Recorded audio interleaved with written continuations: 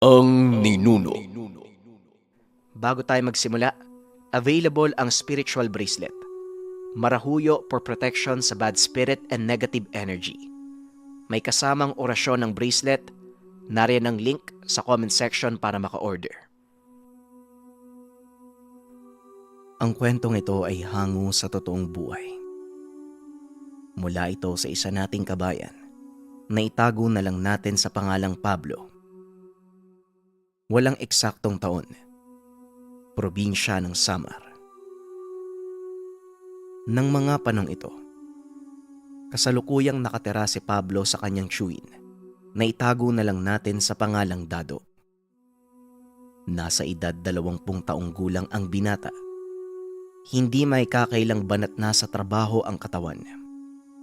Namamasukan bilang kargador sa isang malaking bodega ng bigas ang tiyuhin. At dahil nasa wastong edad na din ang binata, pinili nito ang maghanap ng sariling pagkakakitaan. Bagaman maaari siyang ipasok ng tiyuhin sa trabaho, minabuti nitong sa bayan maghanap ng mapapasukan.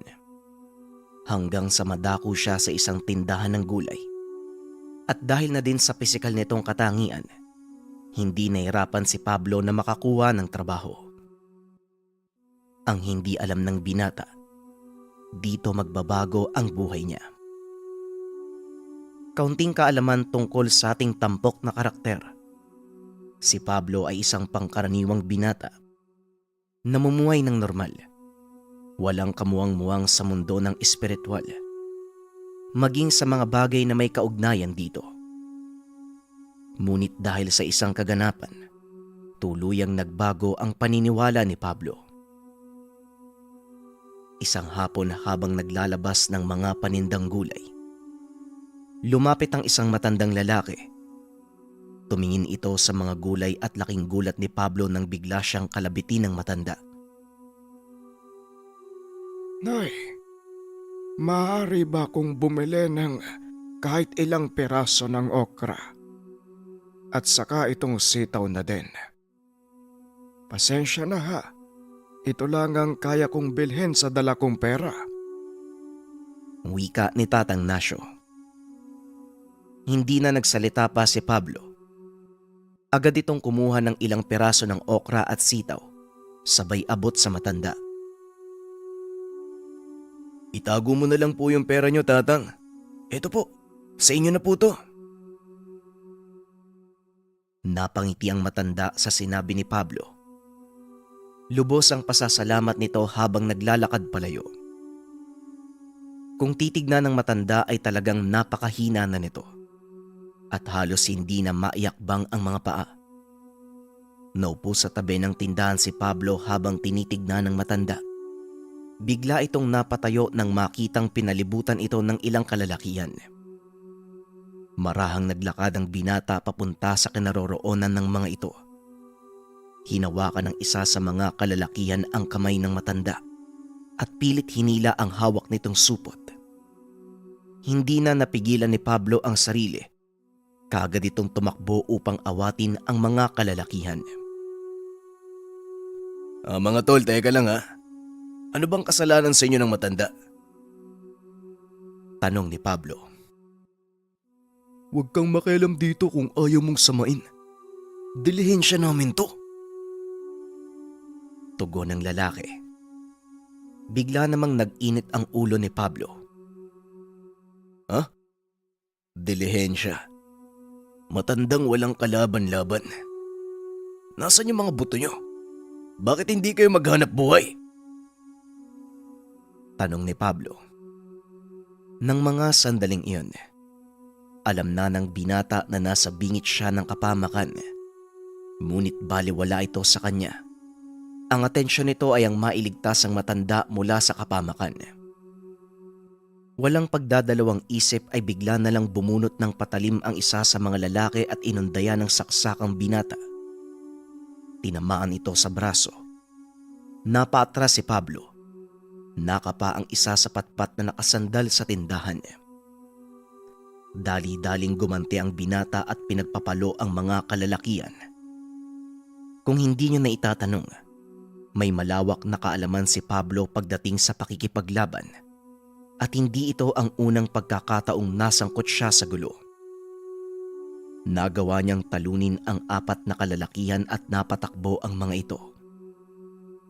Matapos ang sagupaan, saka pa lamang ininda ng binata ang sugat na natamo. Iho, ayos ka lang ba? Mukhang malalim yung sugat mo. Amin na, nang magamot natin. Wika ng matanda habang naglalabas ng maliit na botelya mula sa bulsa. Binuksan niya ito at biglang ibinuhos ang laman ng sugat ng binata. Aray ko, Manong, dahan-dahan naman po. Wika ni Pablo. Hindi ito pinansin ng matanda dahil nag-uusal ito ng kung ano at iniihip pa sa sugat ni Pablo. Matapos ay pumunit ito ng maliit na bahagi ng kanyang damit at ginawang panali sa sugat. Ayan, magiging magaling na yan bukas. Mabuti na lang, dala ko ang sisidlan ng mutya ng tubig. Napangiti si Pablo dahil sa sinabi ng matanda. Unti-unti din itong nararamdaman ang pagkawala ng sakit ng kanyang sugat. Manong, pasensya na po. Pero ano po ba yung sinasabi niyong mutya ng tubig? Meron po bang ganun? Tanong ni Pablo. Meron, iho. Pero dahil alam kong hindi ka naman naniniwala, hindi ko na rin ipapaliwanag sa'yo. O siya, mauuna na ako ha. Muli, maraming salamat sa tulong mo. Tugon ng matanda at marami nitong naglakad palayo. Matapos ang kaganapan ay kagad na ding umuwi ang binata. Pagdating sa kanilang tahanan ay napansin ng tiyuhin ang bendang nakatali sa kanyang braso at hindi nito napigilang punahin ang pamangkin. O Pablo, nandito ka na pala. Anong nangyari dyan sa braso mo? Tanong ng tiyuhin. Wala po ito, tiyo. Nasagi lang ako sa matalim na bagay, galos lang po ito. Tugon ni Pablo. Matapos ay tuloy-tuloy na ding pumasok sa kwarto. Hindi na ito gaanong binigyan ng pansin ng tiyuhin dahil na din sa alam nitong pagod ang pamangkin mula sa maghapong pagtatrabaho. Kinabukasan maagang nagising si Pablo at habang nakaiga ay naalala nito ang mga nangyari. Biglang bumangon ang binata at dali-daling pumunta sa harapan ng salamin. Kinalas ang bendang nakatali sa braso. Nanlaki mga mata ng binata dahil biglang nawala ang sugat nito. Ilang beses pa niyang kinusot ang mga mata sa pag-aakalang namamalikmata lang. Anong nangyari? Alam ko meron akong saksak kagabi. Saan kaya napunta yung sugat? Tanong ni Pablo sa sarili. Tinignan nito ang bendang ibinalot ng matanda sa sugat. Nakita ang marka ng dugo. Dali-daling kumuha ng damit ang binata at lumabas ng kwarto. Sakto namang nagkasalubong sila ng tiyuhin, kaya kagad siya nitong inayang mag-almusal. Kumain ka muna bago ka umalis. Hindi yung lalabas ka kagad ng bahay. Wika ni Dado. Hindi na po, tiyo. Kailangan ko pong magpunta ng maaga sa tindahan eh. Dadating po kasi mga gulay mula sa Katarman. Tugon ng binata at kagad na itong umalis. Napakunot na lang ang noo ni Dado. Hinayaang umalis ang pamangkin. Pagdating doon sa pwesto, naroon na ang truck na may kargang mga gulay mula sa kabilang bayan. Habang nagbababa ng mga kain, nakita ni Pablo ang matanda. Papalapit ito sa truck. Hindi sinasadyang nabitawan ng isa sa mga kasamahan ng binata ang kain na naglalaman ng repolyo. Pilit itong inabot ni Pablo ngunit huli na ang lahat. Pabagsak na ito sa ulo ng matanda. Sa hindi inaasahang pagkakataon, Nagawa itong saluhin ng matanda at dahan-dahang ibinaba sa lupa. Nako iho, mag-iingat ka. Medyo mabigat pa naman to. Wika ng matanda. Natulala naman si Pablo at pilit na inisip kung papaanong nagawa ng matanda na saluhin ang mahigit 50 kilong kaing ng repolyo. Nang makalayo na ang matanda, dali-daling bumaba sa truck si Pablo upang siguraduhin may laman ng kaing na nahulog. Hindi ito makapaniwala sa mga nangyari. Nang matapos ito ang trabaho, dali-daling nagpaalam ang binata sa amo at hinanap ang matanda. Sinuyod niya ang buong palengke hanggang sa madako siya sa isang bakanteng lote kung saan may tumutubong malaking puno ng apitong. Akmang lalapit na sana ang binata nang biglang magsalita ang matanda. Napakagandang puno nito. Paniguradong magpapakita ang mutyang nakatira dito. Sakto. Kabilugan ng buwan ngayon. Wika ni Tatang Nasyo. Tatang, sabihin niyo po sa akin kung ano yung ginawa niyo. Paano niyo po sinalo yung kaing ng repolyo? At higit sa lahat, paano niyo po pinagaling ang sugat ko? Tanong ng binata. Lumingon ng matanda at ngumiti. Hindi ako ang nagpagaling sa'yo. Kung hindi ang mutya ng tubig na nakalagay sa botelya. Hindi ko na pinaliwanag sa'yo nung araw na yon dahil alam kong hindi ka rin maniniwala. Tugon ni Tatang Nasyo. Handa po akong makinig. At sa lahat po ng nasaksiyan ko, sa palagay niyo, hindi pa din ako maniniwala. Wika ni Pablo. Inaya siya ng matanda na maupo sa ilalim ng puno ng apitong. At saktong pag-upo ng dalawa, biglang hinawakan ng matanda ang kanyang noo at unti-unting nawala ng ulirat ang binata. Nang imulat ang mga mata ay nakita niyang nakatayo na siya sa isang malawak na kakahuyan. Inikot ng binata ang tingin sa paligid. Napansin ang maliit na butil ng liwanag na unti-unting nagtitipon sa isang napakagandang puno na namumulaklak na kulay pula. Isa-isang nagkukumpulan ang mga butil hanggang sa unti-unting may naaninag si Pablo. Maliliit na nilalang na kung tawagin ay lambana. Hindi alintana ng binata na nasa ibang lugar ito dahil nahuhumaling siya sa kagandahan ng paligid. Habang tumatagal ay lalong dumadami ang mga lambana hanggang sa tuluyang nabalot na ang buong puno. Naglakad si Pablo papalapit sa mismong ilalim ng puno. Ngunit bago niya ito tuluyang hawakan, merong pumigil sa kanyang braso. Huwag mong hawakan yung puno dahil nasa proseso yan ng pagsilang ng isang mutya. Maaaring masira mo yung proseso. Wika ng isang binata na halos kasing edad lang ni Pablo. Ilang sandali pa, biglang lumabas ang liwanag mula sa malaking katawan ng puno. Unti-unti itong lumapit kay Pablo at ramdam ng binata ang kakaibang init at kaginhawaang dala ng butil ng liwanag. Sabihin mo nga sa akin, ano ba yung bagay na to? Tanong ni Pablo. Ilahad mo yung palad mo. Hayaan mong lumapag. Tanggapin mo ng buo. Tugon ng kasama niyang lalaki. Hinayaan ito ng binatang lumapag sa kanyang palad. Nakapikit ito dahil sa nakakasilaw na liwanag. Nang idilat ng binata ang kanyang mga mata, nakabalik na siya sa bakanteng lote kasama ang matanda. Naramdaman din ng binata ang bagay na nakalapag sa kanyang kamay. Ingatan mo ang mutyang yan. Ito ang regalo sa iyo ng kalikasan dahil sa kabutihan na iyong ipinakita sa akin. Ako nga pala si Nasyo. Maaari mo kong tawaging Tatang Nasyo.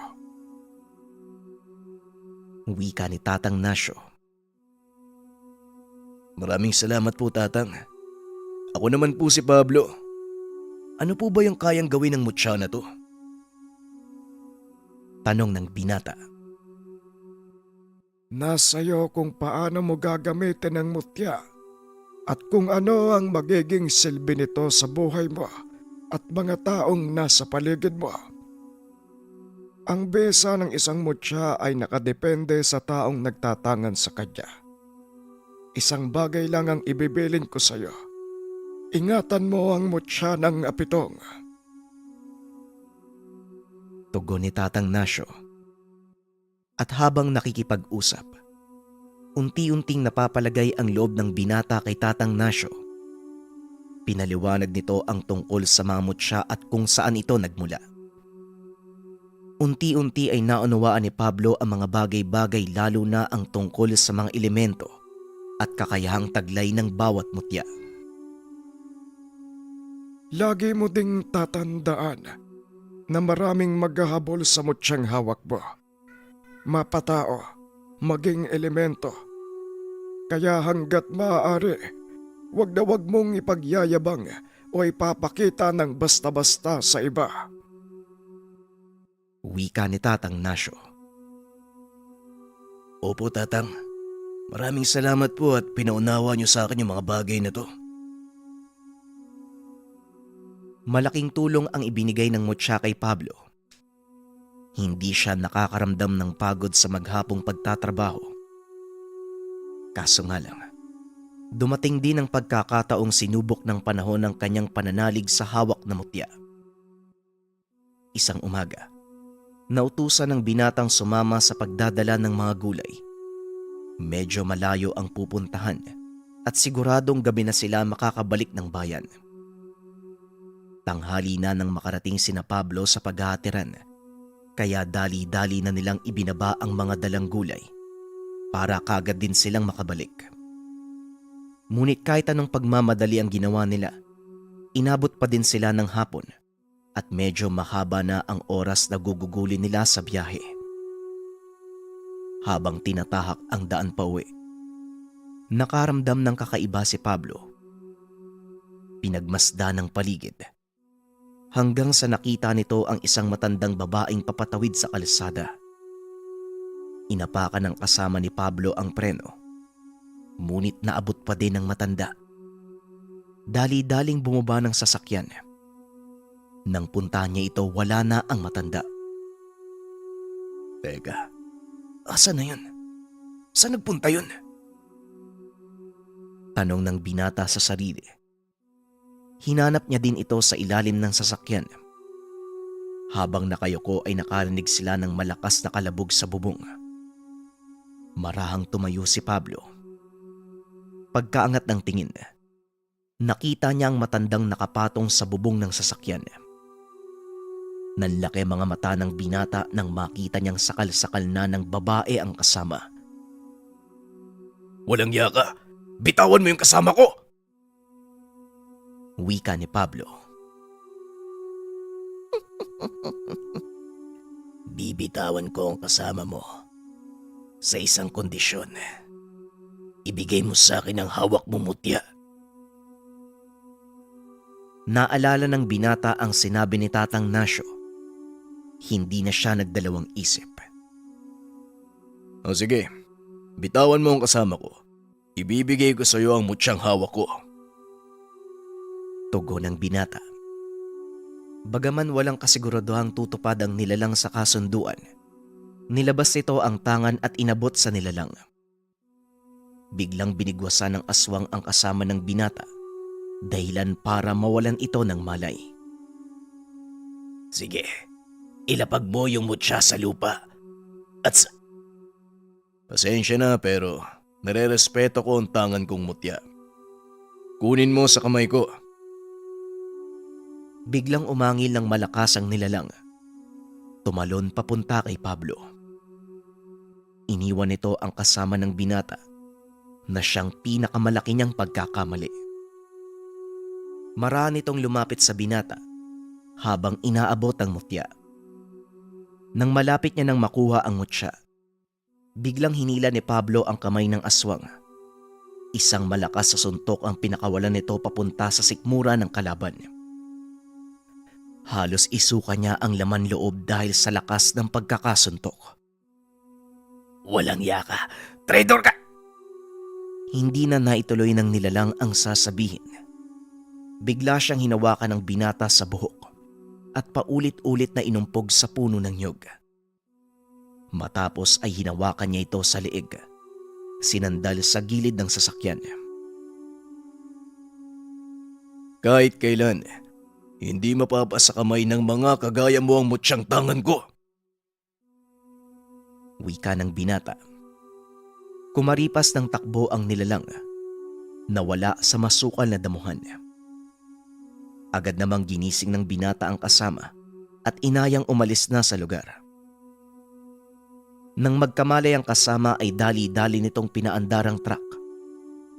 Habang nasa biyahe ay pilit nitong tinatanong si Pablo kung ano ang totoong nangyari. Kaso nga lang pinili ng binata na manahimik at itago ang totoong kaganapan. Sinabi na lang nito, nakabangga sila ng kalabaw, na kaagad namang pinaniwalaan ng kasama. Matapos ang kaganapan, sunod-sunod na engkwentro ang naranasan ng binata. Hindi lang sa mga nilalang na mula sa kabilang dimensyon, kung hindi maging sa mga kagaya niyang may tangang mutya. Sa pagtagal ng panahon, naging biyasa rin ng binata sa panggagamot. Mas lalo pang pinaglinang ni Tatang Nasyo ang kakayahang taglay ng binata. Itinuro nito ang lahat ng nalalaman mula sa depensa hanggang sa opensa at panggagamot. Dahilan para makilala ang binata bilang manggagamot sa kanilang bayan. Maging ang tiyuhin nito. Nagulat dahil ni minsan, hindi nagbanggit si Pablo tungkol sa pagsasanay na ginagawa. At dahil sa pagiging tanyag, marami ang nainggit at piniling kalabanin ng binata sa kadahilanang nasasapawan sila nito. Laging sinasabi ng binata na hindi ito ang kanyang intensyon. Layunin ni Pablo ang makatulong sa kapwa, mapa-espiritual o pisikal na karamdaman at pangangailangan. Isa sa mga manggagamot na nakalaban ni Pablo ay si Tatang Aurelio. Kilalang manggagamot mula sa kabilang baryo. Sa kalagitnaan ng panggagamot ng binata ay sinugod ito ng batikang albularyo. Ito ba yung bahay? Ito ba yung tahanan ni Pablo? Wika ng matanda pagpasok nito ng tahanan. Ito nga po. Ano pong may paglilingkod ko sa inyo? Maaari po kayo maupo. Tatapusin ko lang sandali yung naunang pasyente. Tugon ni Pablo. Hindi na kailangan. Hindi din naman ako magtatagal. Gusto lang kitang bigyan ng babala. Hindi maganda ang bumangga ng kapwa manggagamot. Wika ni Mang Aurelio. Bigla namang napahinto sa ginagawa ang binata at hinarap ang matanda. Pasensya na po pero wala akong sino mang binabangga. Ginagawa ko lang ang nararapat kong tungkulin. Ngayon, kung wala po kayong kailangan o kung hindi po kayo magpapagamot, makakalis na po kayo. Napangiti ang matanda at muling nagsalita. Hindi mo ako kilala. Wala kang alam kung ano ang kaya kong gawin. Sinagot ng binata ang sinabi nito. Opo, tama po kayo. Hindi ko nga po kayo kilala. At wala akong kaalam-alam sa mga kaya mong gawin. Pero ganun din po kayo . Wala kayong alam kung ano ang kakayahan ko. Kaya wag niyo akong tatakutin sa taglay niyong kaalaman. Hindi ba dapat ginagamit niyo yan sa pagtulong sa mga nangangailangan? Biglang natigilan ng matanda. Hindi nito akalaing ganon ang isasagot ng binata. Puro kayabangan. Huwag mo sabihin sa akin na porket mas bata ka, malakas ang pangangatawan. Hindi ako natatakot sa iyo. Kayang-kaya kitang sabayan pagdating sa pisikal na lakas. Wika ni Mang Aurelio. Pasensya na po kayo, pero hindi po yan ang nais kong iparating. At kung hindi niyo nauunawaan ang mga sinabi ko, wala na ring silbi ang pagpapaliwanag ko sa inyo. Bukas ang pintuan ko at maaari na po kayong lumabas dahil kailangan ko pang bumalik sa gawain ko. Matapos ang sagutan ng dalawa, umalis na si Mang Aurelio. Hindi nito matanggap sa sarili na isang baguhang manggagamot lang ang sasagot sa kanya ng ganito. Dahil sa nangyari, lalo pang tumindi ang galit ng matanda kay Pablo, bagay na kaagad namang nalaman ni Tatang Nasyo. Mukhang hindi maganda ang pag-uusap niyo ni Aurelio. Ano bang sinabi mo? At bakit galit na galit yung matandang yon? Tanong ni Tatang Nasyo. Wala naman po, Tatang. Sinagot ko lang naman yung mga sinabi niya sa akin eh. Medyo pinamukha ko din na dapat hindi siya nangahamak ng mga kagaya kong baguhan. Tugon ni Pablo. Bagyang natawa si Tatang Nasyo sa sinabi ng binata. Masyado kasing mataas ang ihi ng matandang albularyo na yon. Palibasa marami na siyang naging parokyano at karamihan sa kanila nandito na sa'yo nagpapagamot. Wika ni Tatang Nasyo. Napagtanto ng binata na inggit ang pinag-uugatan ng galit ni Mang Aurelio. Hindi ko naman po pinipilit yung mga taong pumunta sa akin, Tatang. Sila naman po yung kusang lumalapit eh. Wika ni Pablo. Naroon na tayo. Pero alam mo kasi, ginagawang hanap buhay ni Aurelio ang panggagamot. Kaya ganun na lang ang galit niya sa'yo. Wika ni Tatang Nasyo. Pilit naman itong inunawa ni Pablo dahil ang ginagawa ni Mang Aurelio ay taliwas sa mga tinuturo ng kanyang maestro. Sa paglipas ng mga araw, patuloy na dumadami ang mga nagpapagamot kay Pablo at lalo siyang nakikilala hindi lang sa kanilang bayan, maging sa buong probinsya. Na siya namang naging dahilan ng paglalim ng galit ni Mang Aurelio at sa pagkakataong iyon, hindi na siya nag-iisa. Habang nanggagamot tuloy pa din ang trabaho ni Pablo sa gulayan, dito na naganap ang isa sa pinakamatinding engkwentro laban sa isang malakas na manggagamot. Kasalukuyang nag-aayos ng mga panindang gulay ang binata nang lapitan siya ng isang lalaki na nasa edad 40. Walang anumang salita kaagad siyang binato ng tigalpo. At dahil hindi nakapaghanda, matinding pinsala ang natamo ng binata. Wala ka palang sinabi. Hindi pala totoo yung narinig kong balita. Kasing hina ka pala ng sanggol. Wika ng lalaki.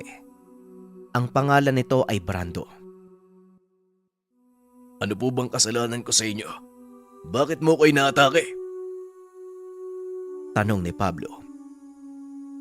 Hindi pa ba malinaw sa'yo? Nandito ako para tapusin ka. Masyado nang nakakabingi yung pangalan mo eh. Tugon ni Brando. Walang kamalay-malay si Brando na unti-unti nang bumabawi ng lakas si Pablo. Marami nitong tumayo. Walang pagdadalawang isip na sinalakay ang kalaban. Sa pagkakataong iyon, hindi rin nagawang paghandaan ni Brando ang ginawang pag-atake ng binata. Sa lakas ng binitawang tigalpo ay napalo dito. Wala akong ginagawang masama sa inyo. Ginagawa ko lang ang alam kong tama at ayon yon sa tawag ng tungkulin ko. Kaya wala po kayong karapatang pigilan ako. Ngayon, kung magiging mapilit kayo, wala na akong magagawa kung hindi pagtanggol ang sarili ko. Wika ni Pablo. Hindi makatayo si Brando ng mga sandaling iyon. Tuloy-tuloy ang pagbabato ng tigalpo mula kay Pablo. Nakatayo lang ang binata habang nakatitig sa kaaway. Kung pangkaraniwang mga mata lang ang titingin, hindi mapaghahalata ang naglalaban ng dalawa. Nagbabato rin ng tigalpo si Brando, kaso nga lang hindi ito tumatalab sa binata. Walang nararamdaman ng mga tao sa paligid, ngunit para sa dalawang nagtatagisan ng lakas, animoy nagbabatuan ng mga ito ng malalaking tipak ng bato. Pilit na tumatayo si Brando, ngunit sa tuwing gagawin niya ito, paulit-ulit lang siyang bumabagsak. Huwag ka naman laban ba? Sumuko ka na. At isa pa, walang patutunguhan ang laban na to.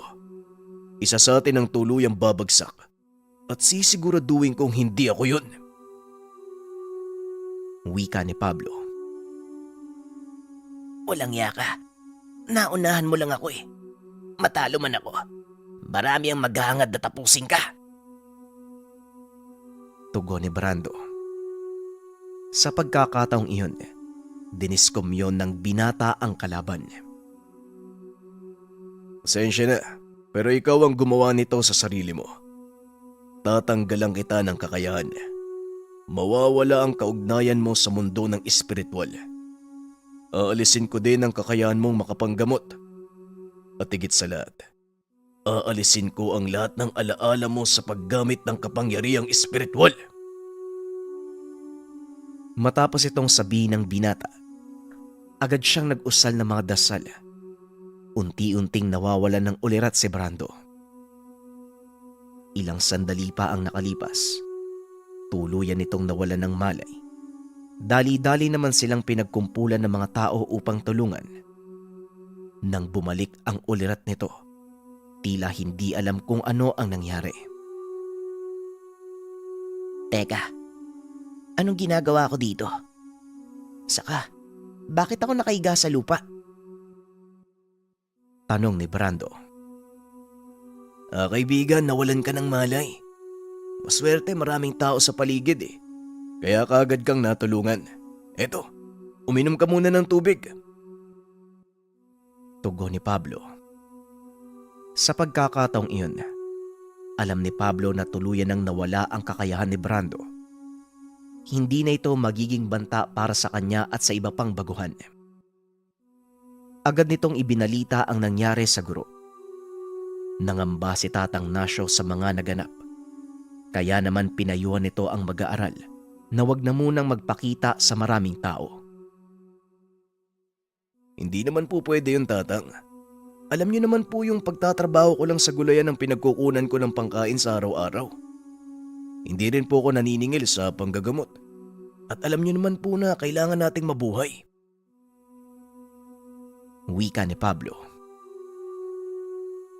Wala ka bang tiwala sa Panginoon? Ibinigay niya sa iyo ang tungkulin nito, hindi para maghirap ka. Magtiwala ka, Pablo.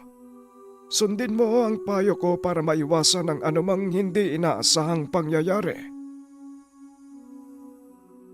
Walang nagawa ang binata kung hindi sundin ang payo ng guro. Pansamantala itong nagpaalam sa kanyang amo na natili sa kanilang tahanan. Tinutukan ni Pablo ang panggagamot. Nagulat ito dahil sa sunod-sunod na magandang nangyayari sa kanyang buhay. Isang madaling araw, nagising ang binata dahil sa ingay ng mga alagang aso. Sa pag-aakalang may kung sinong pumasok sa kanilang bakuran. Paglabas ng binata, laking gulat nito dahil may mga sako ng palay at ilang bulso ng prutas na nakalapag sa kanilang atangan. Napakamot ng ulo ang binata. Iniisip kung saan nanggaling ang lahat ng ito. Ilang sandali pa dumating si Tatang Nasyo.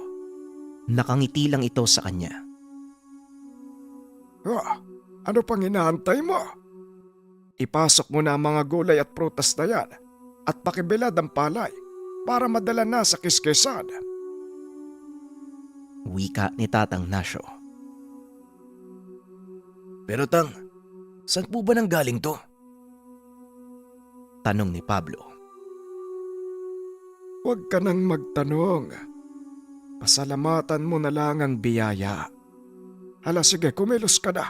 Mamaya dadagsa na mga pasyente mo. Biyernes ngayon at sa susunod na linggo ay mahal na araw na. Tugon ni Tatang Nasyo.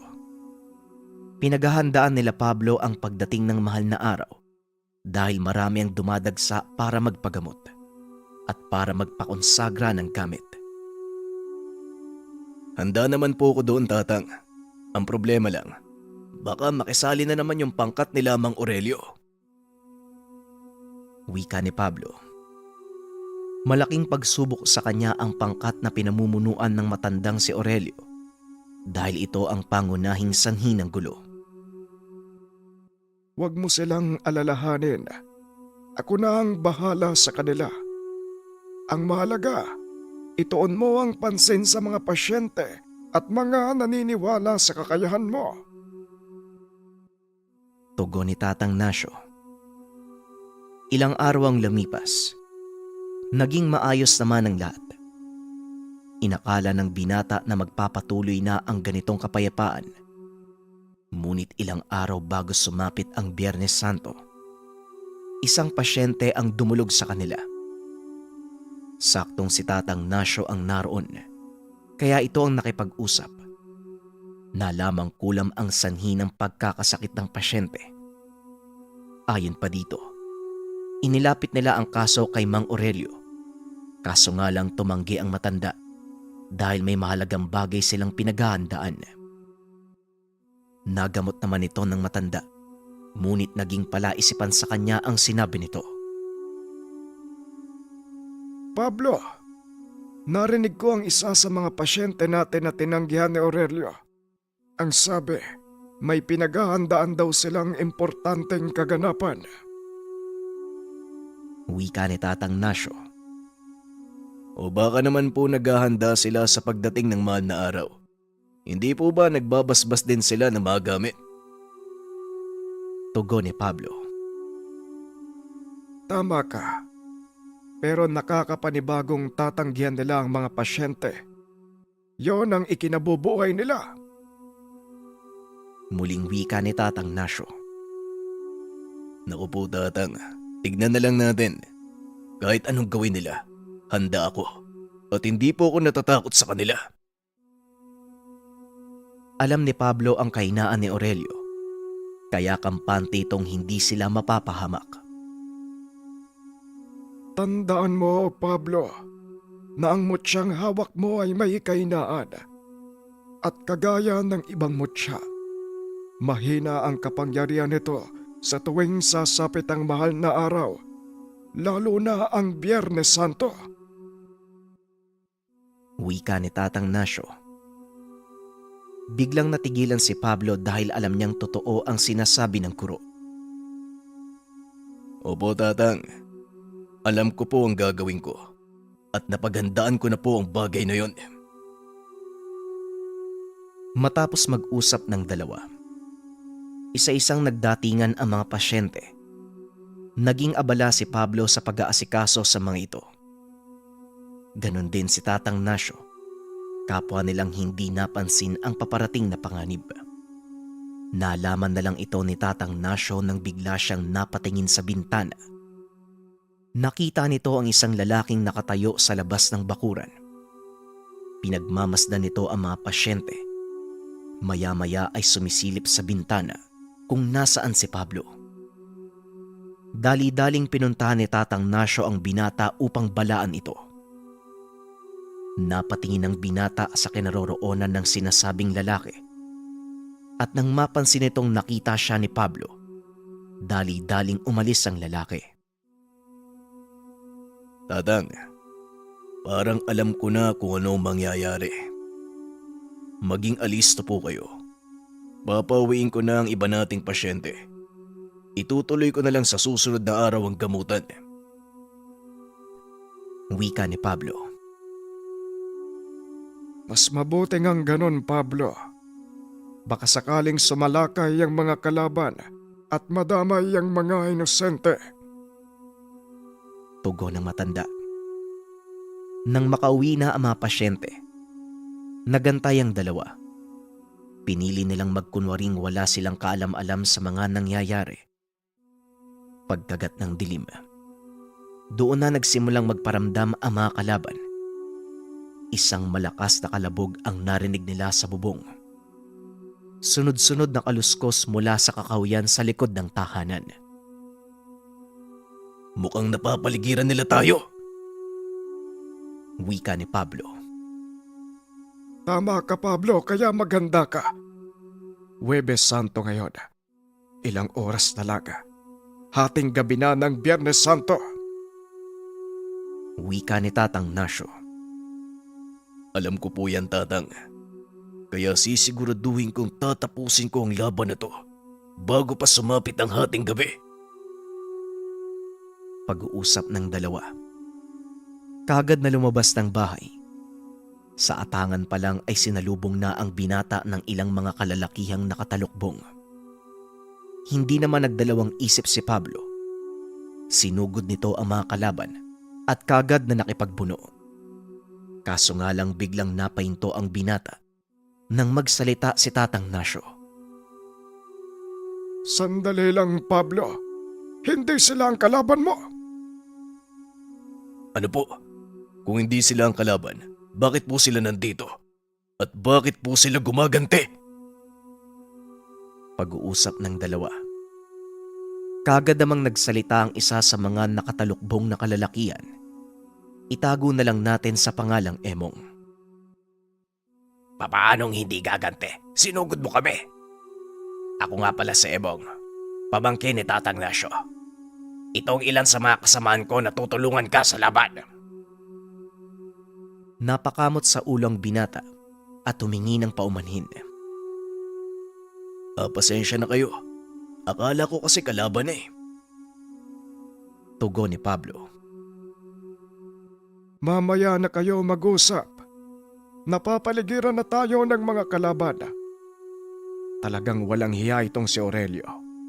Hindi ko akalaing maging ang mga kasapi ng kulto ay kasabot niya. Wika ni Tatang Nasyo. Habang nasa kalagitnaan ng pag-uusap, muli nilang naramdaman ng mga kaluskos. Isa-isang naglabasan mula sa masukal ang mga kalaban. Walang pagdadalawang isip na sinugod sina Pablo. Kanya-kanyang depensa ang mga kasama ni Emong. Laking gulat ng binata dahil hinarangan siya ng mga ito. Bakit niyo ko hinaharangan? Paano ko makikipaglaban? Tanong ni Pablo. Pasensya na, pero hindi pa ito ang oras para makipaglaban ka. Kaya umatras ka muna. Tugon ni Emong. Tama siya. Hindi ito ang oras para harapin mo sila. Umalis na tayo dito dahil hindi mo sila kakayanin. Lalong-lalo na kasama nila ang mga kulto. Wika ni Tatang Nasyo. Hindi naman pumayag ang binata. Hindi, Manong. Kailangan kong tapusin ang laban na to. Oo, pero kagaya ng sinabi ko, hindi ngayon ang pagkakataon. Hindi nila kasama si Aurelio. Masasayang lang ang pagod at lakas mo. Kaya makinig ka sa akin. Mas makakabuti. Hindi natapos ng matanda ang sasabihin dahil bigla na lang nawala sa paningin nito si Pablo. Nang muling makita ang binata ay nakikipaglaban na ito sa mga kalaban. Ano pang ginagawa mo dito? Bakit hindi ka umalis? Tanong ni Emong habang paulit-ulit na sinasaksak ang isa sa mga kalaban. Kagaya ng sinabi ko, tatapusin ko ang laban na to. Tugon ni Pablo. Tama nga ang sinabi ni Tatang Nasyo. Napakatigas ng ulo mo. Ako ang sadya ng mga ito. Kaya ako din ang dapat humarap sa kanila. Hindi pa nga ito ang oras para makipaglaban ka. Napakakulit mo. Tugon ni Emong sabay suntok sa sikmura ni Pablo. Dahilan para mawalan ito ng malay. Agad namang binitbit ng isa sa mga kasama nito ang binata. Ilang sandali pa ay nagkamalay si Pablo. Teka, nasan ako? Anong nangyari? Bakit ako nandito?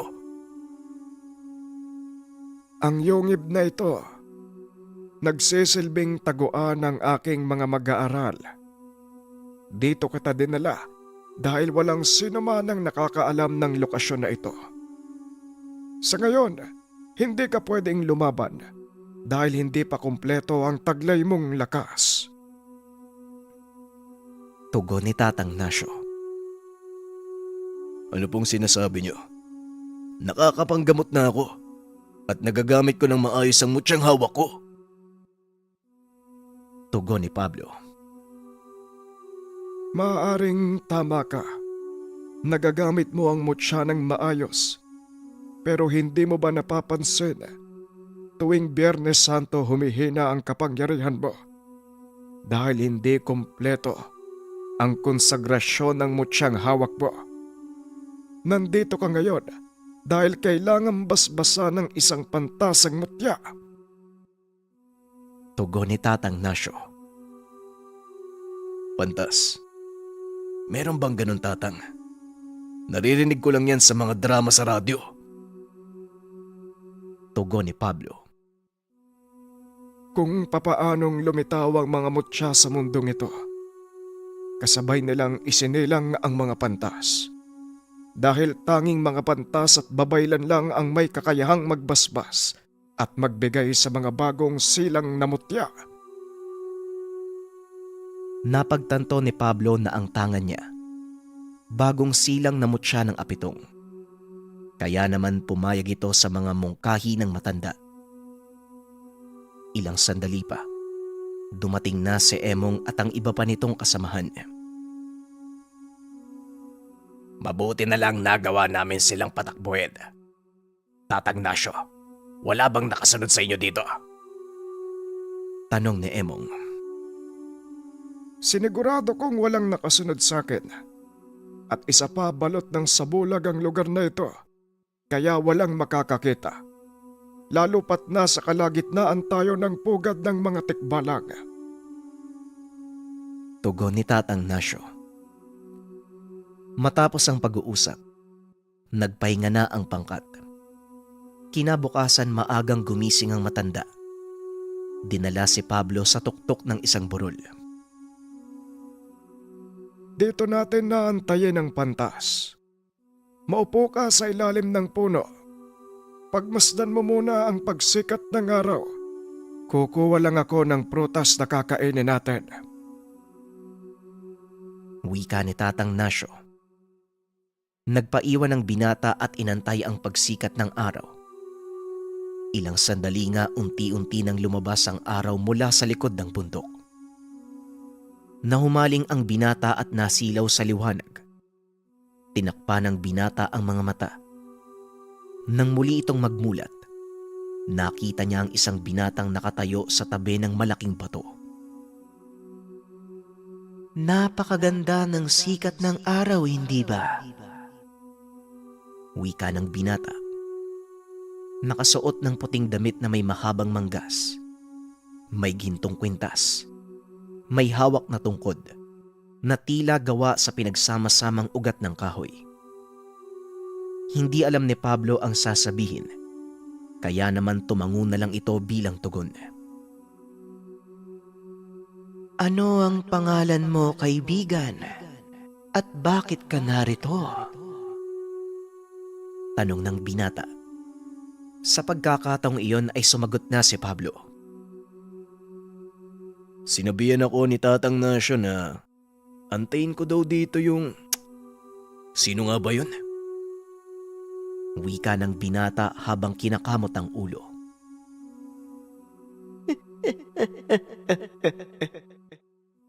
Nakakatuwa ka nga talaga.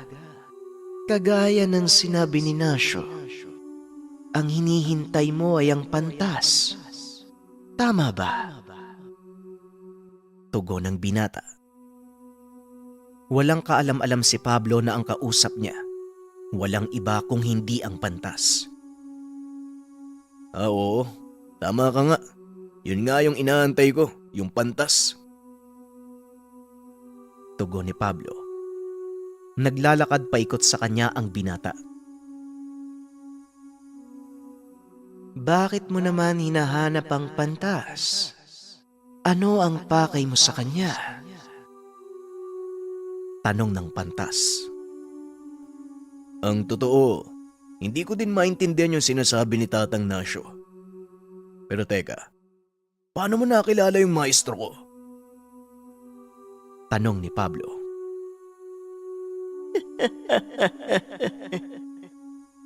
Paano kung hindi makikilala ang mahal kong disipulo? Tugon ng pantas. Nanlaki ang mga mata ni Pablo. Unti-unting napagtanto na ang kaharap ang mismong pantas na kanina pang inaantay. Ikaw? Ikaw yung pantas? Ikaw yung sinasabi ni Tatang Nasyo? Tanong ni Pablo habang unti-unting umaatras. Depende. Depende kung sa paanong anggulo mo titignan ang aking pagkatao.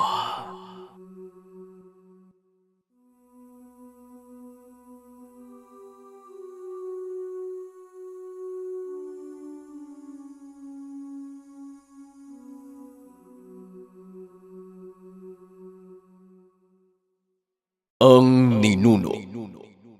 Ang ninuno. Bago tayo magsimula,